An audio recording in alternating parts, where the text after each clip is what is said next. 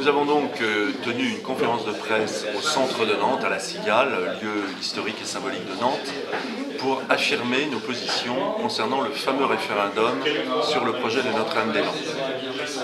Nous sommes totalement opposés à ce projet pour une raison très simple, c'est que nous croyons précisément à la technique démocratique du référendum. Or, cette technique, ce processus est totalement détourné de son objet, puisque on demande à une partie seulement de la population concernée, à savoir la Loire-Atlantique, dans l'oubli des 4 autres départements ligériens et des électeurs bretons, de se prononcer sur un projet dont tout est déjà ficelé, contractualisé, budgété et voté.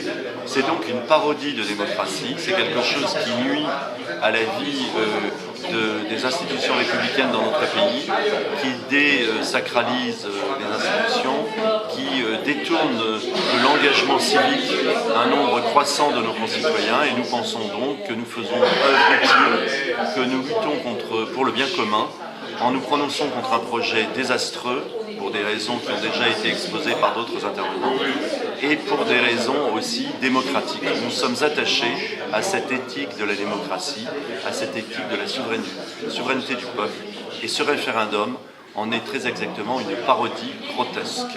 Alors j'étais aujourd'hui à Nantes en tant que président du groupe des élus Front National de Bretagne pour exprimer à la fois notre opposition à ce projet Notre-Dame-des-Landes, mais aussi notre mécontentement. Parce que dans ce dossier, on demande aux Bretons de payer, et de payer très cher, puisque M. Le Drian, président socialiste de la région Bretagne, s'est engagé il y a plusieurs années à donner plus de 30 millions d'euros, et nous savons que cette somme serait dépassée. Et par contre, on ne demande pas l'avis des Bretons. Nous avons été exclus du référendum, exclus des grandes décisions.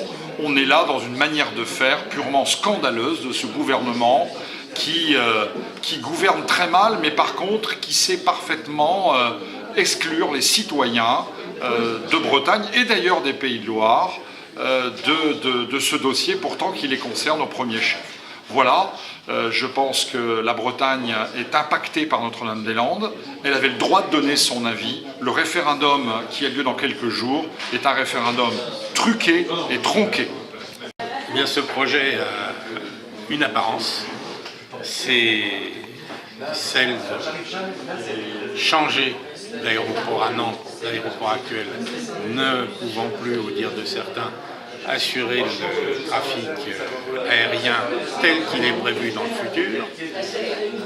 Bon, là-dessus, on peut s'interroger parce que ça n'est pas conforme à la réalité des choses.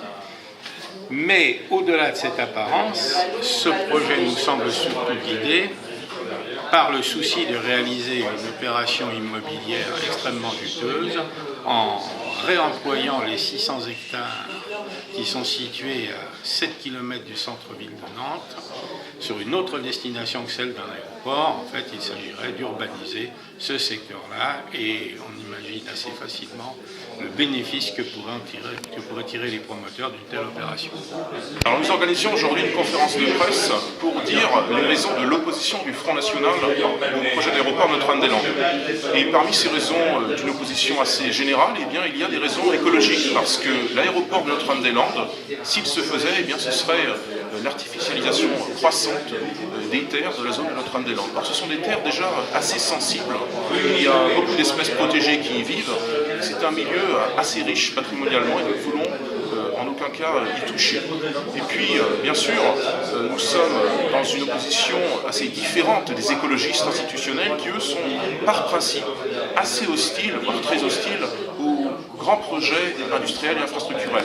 Nous ne nous opposons pas à l'aéroport parce que c'est un aéroport, mais parce qu'il impacte économiquement et écologiquement de manière très négative nos territoires. Nous ne sommes pas dans une opposition de principe parce que c'est un aéroport, mais nous avons une lecture au cas par cas. C'est ce qui nous distingue, je crois, très positivement des écologistes et plus encore, bien sûr, de la ZAD, dont nous voulons l'expulsion. Alors, l'action du FNJ dans les Pays de la Loire contre Notre-Dame-des-Landes va se dérouler en 3 points. D'abord, nous allons tracter notamment aller sur les marchés, principalement dans l'agglomération nantaise, pour mobiliser, montrer aux gens quelles sont notre position. Nos positions sont des positions de bon sens, c'est contre la ZAD et contre l'aéroport, que nous jugeons absolument inutile et qui va à l'encontre de nos intérêts nationaux tout simplement. Le deuxième point, ce sera sur les réseaux sociaux. Comptons autant à l'échelon local qu'à l'échelon national, mobiliser et montrer à tous les Français que cet aéroport c'est un enjeu considérable, tant au niveau de l'argent public qui va être dépensé, qui constitue des sommes considérables, mais aussi par rapport à l'aéroport actuel qui nous pensons est largement suffisant, surtout compte tenu de sa capacité et par rapport à son influence. Et nous comptons donc mobiliser de cette deuxième manière. Le troisième moyen, c'est grâce à la banderole sur pont. Banderole que nous allons déployer cet après-midi sur la rocade de Nantes et que nous comptons redéployer la semaine prochaine en vue du référendum.